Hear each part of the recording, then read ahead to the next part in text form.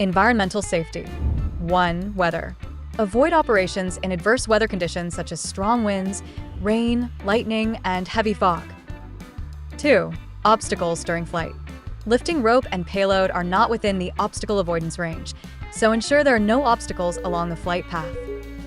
During autoflight, if the destination point is higher than the current position, it will ascend along the terrain to above the destination point.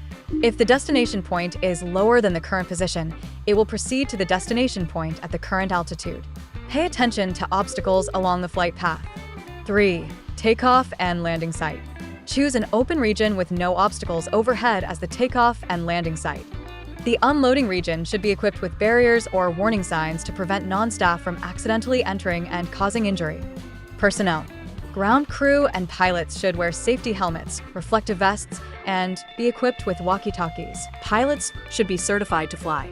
Loading and unloading personnel should undergo pre-job training. Always maintain a safe distance of more than 6 meters from the aircraft and minimize close contact time with the aircraft. Device. 1. Aircraft inspection. Check the aircraft arms and payload clasps for any looseness before takeoff. 2. Lifting cable inspection. Check for wear on the lifting cable.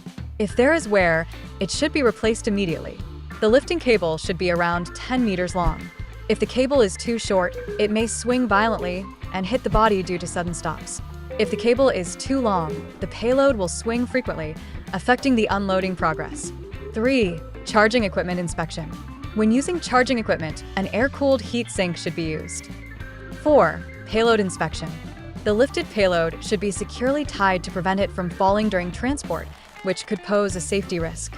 Operational normal procedure. 1. Loading and unloading payload. When loading, personnel should avoid being directly underneath the aircraft. Do not drag or swing the lifting cable, as it may affect flight safety. After the aircraft reaches the destination point, manually lower the altitude. Once the cable touches the ground, the aircraft should continue to descend 5 meters, then move back 6 meters. At this point, staff can proceed with loading and unloading. 2. Overload and battery level. During lifting operations, the payload weight should be less than the maximum load to avoid overloading. Reserve enough safe battery level to avoid low battery transportation.